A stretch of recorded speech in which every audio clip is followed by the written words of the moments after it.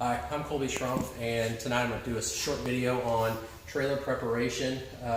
These are generally things that I run through if I'm going to travel more than about 4 hours. I typically run through all these, and I actually started a checklist so that I don't forget any of these items. So everyone's very important. It could cause a lot of additional time and problems if things aren't prepared properly. So starting up here with the tongue, on these breakaway hitches, you want to make sure if you do have this back in place that the pin is popped back through and the safety on the bottom. As far as up front, make sure that your brake release is released on the bottom of this. Also make sure your safety chains are in good condition to hook up to the vehicle and your lighting attachment is secure and ready to go. So with all these items, the next thing you would want to take a look at is the actual brake fluid inside of here. You would pop this up with a flat screwdriver. There's a rubber plug on the inside and it gives you directions on how full to fill this item. So that's something you want to keep an eye on as well.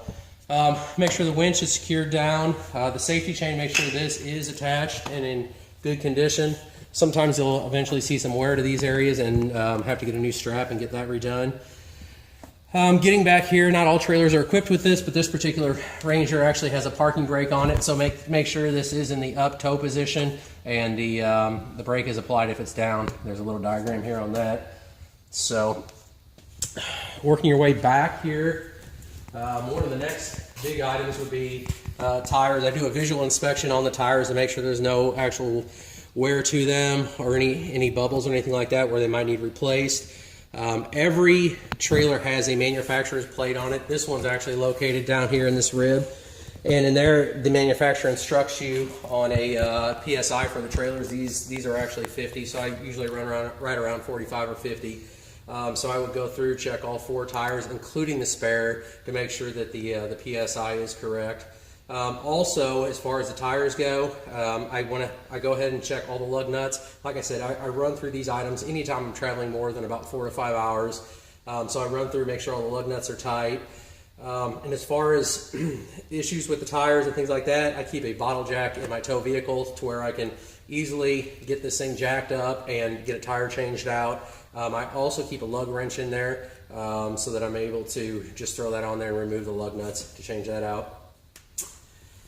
Working our way around to the back, obviously once it's plugged into the tow vehicle, you want to check all your lights, the brake, running lights, reverse lights, blinkers, things like that. So you'll check all those items, run through that.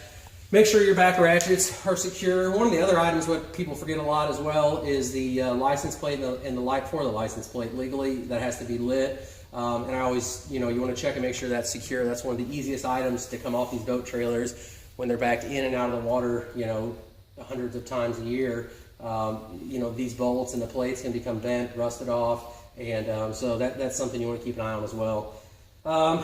Underneath the boat, typically I'll travel with the plug out unless I'm going to have it tarped for sure, just for the simple fact that, if you park at a hotel or even on the way down there, if you would happen to get 1 inch or 2 inches of rain, that way the boat's able to drain out. If it's covered, it's not a big deal. You could leave it in. But typically, if I'm traveling long distances and for some reason it isn't covered, I'll pull that drain plug. That way any rain or precipitation would have an opportunity to get out of the boat. Let's see what else. As far as the motor, Teenage Marine makes a good product. These are the steer stops, so you apply one to each side. These basically just pop in here and pop out, and what that does is it keeps the engine from actually moving around, so that'll lock it in place. So that's just one additional thing when you're checking the PSI and the visual inspections on the tires and the lug nuts. Rangers, this particular boat has oil-filled bearings, so they claim that there's no maintenance to those, and there's never any issues. One thing you could do is to actually jack the trailer up and rotate each tire to make sure everything sounds smooth there and there's no issues. If you do have a grease-filled bearing, pop the bearing buddy out and go ahead and put in the recommended amount of grease on those, all 4 of them obviously. And it still makes sense to occasionally jack it up and go ahead and make rotations on the tire so you can hear and visually see those tires rotating on the hubs to make sure everything's in good condition. And if not, make those type of repairs prior to going. So you apply one to each side. These basically just pop in here and pop out, and what that does is it keeps the engine from actually moving around, so that'll lock it in place. So that's just a really cheap product that they have and works really well. The other item you want to make sure prior to towing is the jack plate, the hydraulic jack plate. Make sure that this is down. It's suggested to be, the motor is not supposed to be transported in the up position. It's really hard on the jack plate itself. So power that all the way down. One of the other things is the transom saver right here. This particular product, you just pop these pins right here, and you know, it releases out of that pocket there. But that would be one of the other things. Make sure that the power trim is down and this whole area is secure. One other key thing to note on this particular Ranger boat, it's got the ratchets for the tarp. You know, if you're not towing it with the tarp, make sure and get these off, because they will fall off on the road and they're an expensive item to replace. So, like I said, I strongly suggest taking a look at these and make sure that they're off prior to making a trip. Let's see what else. Like I said, visualize the tire pressure on the spare tire as well. You want to make sure that that is inflated correctly. Lug nuts are tight on it to where it doesn't loosen up on that as well. One other item is probably just the actual power poles. I just more or less on these, I just do a visual inspection and place my hand on it, give it just a little back and forth, make sure these mounting bolts here are secure and have not loosened up over the time. Same thing, mounting bolts to the jack plate, make sure that those are in good tight condition and that everything is recessed in.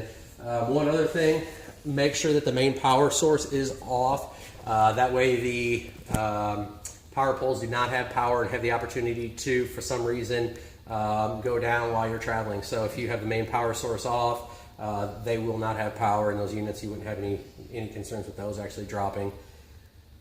I believe that's it. You know, one other thing, you just make sure if you have seats and things like that, that those all be secure and everything locked into place.